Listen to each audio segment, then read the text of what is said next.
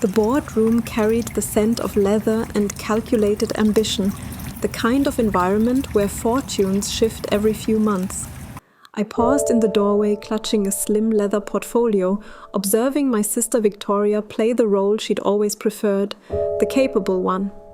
She occupied the head of a long mahogany table, presentation clicker in hand, walking Meridian Tech Solutions board through third-quarter projections.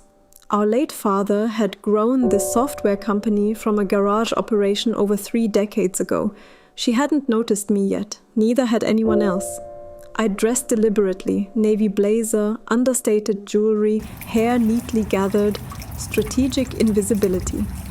As interim CEO, Victoria announced, I've identified several areas to reduce costs. We can shut down our veteran employment initiative. It's been dragging profit margins down by 2.3% each year. She dismissed it as sentimental charity our father had insisted on. That program had connected 847 veterans with technology careers across 6 years. For my father, a Marine Corps veteran himself, it had represented everything meaningful about what he'd built. For Victoria, it represented inefficiency. Then she spotted me. Her expression shifted almost imperceptibly, jaw tightening. A micro-expression she'd been perfecting since childhood whenever someone threatened the story she was telling. Emma, why are you here? This meeting is closed. I'm attending, I replied simply, moving toward an empty seat. You're not a board member. You don't even work here anymore. She turned toward Martin, our head of security stationed near the entrance. Martin, please show my sister out. Family matters don't belong here. Martin was 53, a former Army veteran, hired 8 years ago when I'd been VP of Operations. I had personally reviewed his application, overriding HR's hesitation about his employment gap following combat deployment. I'd recognized potential where others saw risk. He cleared his throat with deliberate weight.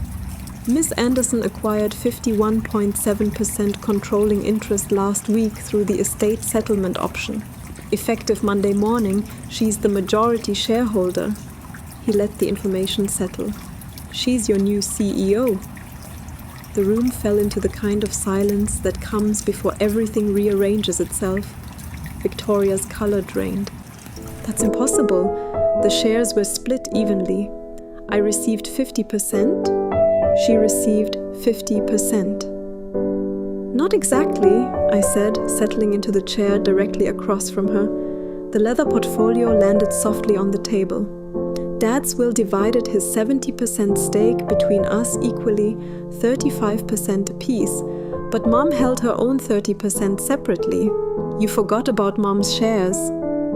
I'd learned about ownership structures through difficult experience. Following Dad's funeral 8 months earlier, Victoria had immediately installed herself as interim CEO, telling everyone I was too emotional to handle corporate responsibilities. She told the board I needed time to process my grief. She told our mother I was having a breakdown and shouldn't be included in company discussions. What Victoria hadn't anticipated was how I'd actually been spending those 8 months. I'd been doing excavation work, uncovering manipulation patterns that stretched back decades. Mum sold me her 30% stake for exactly what she'd originally paid in 1998, $180,000. Not because I'd requested it, but because she'd watched Victoria operate for 8 months and recognized something cold and calculating in her daughter's eyes. The same quality she'd witnessed in her own mother, who had stolen her inheritance back in 1973. The transfer was entirely legal, I continued. Mom's attorney, Judge Morrison, the retired family court judge who handled Dad's estate, verified every detail. The CC notification was filed last Monday. I hold 51.7%, you hold 35%, and the remaining 13.3% belongs to employee stock options. Victoria's hands trembled against the table's edge. You went around me. I used proper legal channels, unlike what you've been doing. I opened the portfolio. What followed was a summary of every financial decision she'd made as interim CEO across 8 months of what she'd been calling modernization. I drew out the first document. Each page was its own quiet detonation. June 15th, she eliminated the Veteran Hiring Initiative. Annual savings $340,000. She also eliminated the program coordinator position, terminating Sarah Vance, a Marine Corps veteran decorated with 3 Purple Hearts who had placed 127 veterans in jobs. Board member Patricia Chen, who oversaw HR, shifted in her seat. She hadn't known Sarah's background. Victoria had described it to her as a redundant role. July 3rd, she sold the company's community training center for $1.8 million to a real estate developer.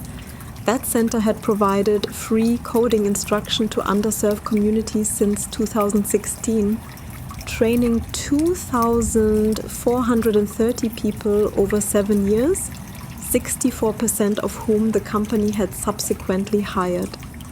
I pushed the receipts toward the board. The buyer was Pinnacle Development, LLC, a Delaware company registered just 3 months before the transaction. Sole proprietor, Victoria Anderson. She had sold company property to herself at 40% below its appraised value. An independent assessment had valued the building at $3.1 million. The temperature in the room seemed to shift. Board member Richard Torres, our CFO, drew the documents closer, his expression hardening as he reviewed the figures. August 10th, she increased her own compensation from $180,000 to $420,000, calling it a market rate adjustment for the CEO title. Actual market compensation for a CEO at our company scale, $280,000. She had given herself a 133% raise while dismantling veteran programs. Victoria pushed back her chair abruptly, the legs scraping against the floor. I was managing this company while I was what? I kept my voice even. Grieving? I was documenting. Dad taught me that. He used to say, in business, paper beats conversation every time. The sunk cost fallacy describes the tendency to keep investing in something because of what's already been put in. Regardless of mounting evidence, it won't pay off. Our family had been feeding the machine of Victoria's perceived competence for 38 years, convinced that her potential would eventually deliver. But some machines are built to take and never return. What psychologists call narcissistic triangulation is the practice of positioning oneself as the central authority while carefully isolating others from each other. Victoria had executed it with precision. She told the board I was unreachable. She told our mother I was unstable. She told our younger brother Daniel I was being difficult. Each relationship had been quietly poisoned so that no one would think to compare notes. Until Mom called Daniel in September, Daniel called me, and the 3 of us gathered in Mom's kitchen on a Thursday afternoon and began assembling the pieces of what Victoria had constructed. She told me, "You didn't want to be involved," Mom said quietly, "that the company reminded you too much of your father." "She told me you were having panic attacks," Daniel added, "that bringing up business would set you off." I showed them the messages I'd sent Victoria. 47 texts across 6 months asking about board meetings, financial moves, strategic direction. Her responses ranged from "I'll handle it" to "not a good time" to nothing at all. Family isn't defined by shared blood, Mom had said eventually. It's defined by who shows up when blood isn't enough. That was when she offered me her shares. Now, back in the boardroom, I continued through the portfolio's contents. Each page dismantled another piece of Victoria's version of events. September 22nd, she had attempted to sell Meridian's proprietary software licensing to Cortex Systems for $4.2 million. Market analysis placed the licensing value at $11.8 million. She was offloading company assets to a competitor at a dramatic loss. I produced another document. Cortex VP of Acquisitions was James Morrison, her fiancé. The email thread discussing the deal included his message. Once the sale closes, we can finally start the villa renovation. Patricia actually gasped audibly. Richard's face had gone crimson. October 5th, she terminated Michael Torres, our lead developer, citing performance concerns. Michael held a 98% code efficiency rating and had built 3 of the company's flagship features. I slid the termination paperwork across the table. He had also been questioning the Cortex transaction. His termination documents included a forced non-disclosure agreement carrying a $500,000 penalty for any criticism of company decisions. Judge Morrison had reviewed that agreement, deemed it an unconscionable restraint on speech, and advised Michael he had grounds to challenge it. He was now working with an employment attorney. "You've been systematically dismantling everything Dad built," I said. "Not to improve the company, to strip it." Victoria's voice cracked. "You have no idea what it actually takes to lead. You were always Dad's favorite. I was VP of operations for 6 years. I built the entire project management infrastructure. I negotiated our 3 largest contracts. I created the veteran program you called Charity." I leaned forward. "And yes, Dad and I were close because we held the same values. We believed profit and purpose weren't in conflict." There's a kind of invisible accounting that happens in families alongside the financial kind. I'd been assembling it for months, calculating the costs that never appear on any balance sheet. Thanksgiving 2018, Victoria announced her engagement. I'd been promoted to VP that same week. My news received 3 minutes. Her wedding planning consumed 3 hours of conversation. Cost, professional recognition, unrecoverable. During Dad's cancer battle in 2023, I had taken family medical leave to help coordinate appointments, research treatments, and manage daily care. Victoria visited twice in 6 months, both times to discuss upcoming business decisions. Cost, the shared weight of a parent's illness, carried alone. At the funeral, I delivered 847 words about Dad's values, his commitment to veterans, his belief in second chances. Victoria spoke for 4 minutes about carrying forward his business success. She did not mention a single person he had helped. Cost, an honest memorial of who he actually was, irreplaceable. Every family dinner where Victoria established herself as the successful one, the serious one, the daughter who truly understood business, while I was labeled too sensitive, too emotional, too soft for real strategy. Cost, self-belief, worn down across decades. Genuine accountability isn't built from anger, it's built from patience translated into documented evidence. "I'm calling for an emergency vote," I said, "to remove Victoria as interim CEO and appoint permanent leadership. I'm also requesting an immediate forensic audit of all transactions during her 8-month tenure." Richard moved his laptop closer. "I'll second the motion. As majority shareholder, I'm authorizing the audit regardless of how the vote goes," I added, "but I want board consensus." The vote came back unanimous, 8-0. Victoria abstained, her expression one of stunned disbelief. "I'm also reinstating the Veteran Employment Initiative effective immediately. Sarah Vance will be contacted about returning as coordinator with a formal apology and back pay for wrongful termination. Michael Torres will receive his position back under equivalent terms." Patricia was already writing. The training center sale was being challenged. The $1.8 million would be returned along with penalties for self-dealing. If Pinnacle Development LLC contested the reversal, we would pursue civil fraud charges. "You're destroying me," Victoria whispered. "I'm repairing what you destroyed," I said. "Those aren't the same thing." What followed unfolded with methodical precision over the coming weeks. In the first week, forensic accountants from Brennan and Associates arrived and examined every transaction Victoria had approved. Their report spanned 180 pages. The summary: $6.7 million in questionable decisions, including undervalued asset sales, inflated consulting fees routed to companies her associates owned, and strategic dismantling that would have left Meridian insolvent within 3 years. In the second week, the board voted to pursue legal remedies.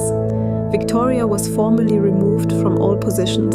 Her remaining 35% stake was placed in a trust she could neither access nor sell without board approval, a legal structure our father had actually included in the company's founding documents. None of us had understood why until now. He had seen something in Victoria that those of us closest to her had been too near to recognize. By the third week, the SEC had opened an investigation into the self-dealing. Victoria's attorney negotiated a settlement.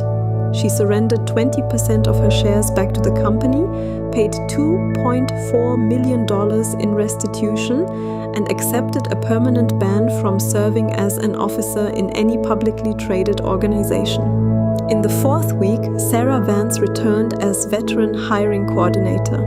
Her first act was to establish a memorial scholarship in Dad's name, $50,000 annually for veterans pursuing careers in technology.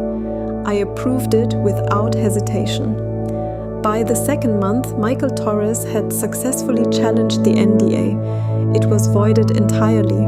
He returned as lead developer with a 30% salary increase and a new title, Chief Technology Officer. By the third month, the training center sale had been reversed. Pinnacle Development LLC was dissolved.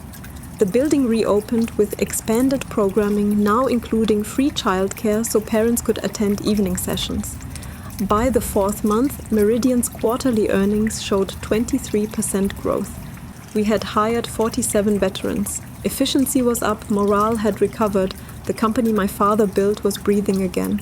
6 months after the board meeting, I stood in the main hall of the training center watching graduation ceremonies for 32 students who had completed our coding program. 19 were veterans, 13 were single parents from low-income communities. All 32 had received job offers. 8 from Meridian, 24 from partner organizations. Sarah stood beside me. "Your father would be so proud." "He'd be proud of the work you're doing," I said. Martin approached in his crisp security uniform. "Miss Anderson, there's someone at the front entrance asking for you." Victoria.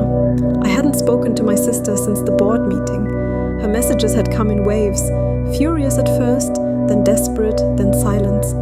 Our mother had offered to broker a conversation. I had declined. That account was closed. "Tell her I'm unavailable. She says she wants to apologize."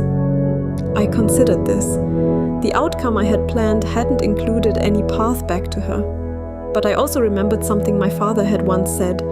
Forgiveness isn't something you owe anyone, but a door can stay unlocked without being open. "Tell her I'll meet with her," I said at last, "in 3 months. After she finishes the financial ethics course the SEC required, after she demonstrates genuine change through behavior rather than words." I paused. "And only after she completes 20 volunteer hours at the Veteran Services Center. Not for my sake, for hers." Martin nodded and walked away. Sarah raised an eyebrow. "That's generous." "It's conditional," I corrected. "If she wants to rebuild herself, she can do it through action. Whether she actually will, and that's yet to be seen. There's no room in my life for who she was, but people can reconstruct themselves if they choose the work." Dad believed that. It's exactly why he gave veterans second chances. The accounting was settled, the company was stable, the mission had been restored, and I was finally leading the organization my father had always envisioned, one where profit and purpose shared the same foundation.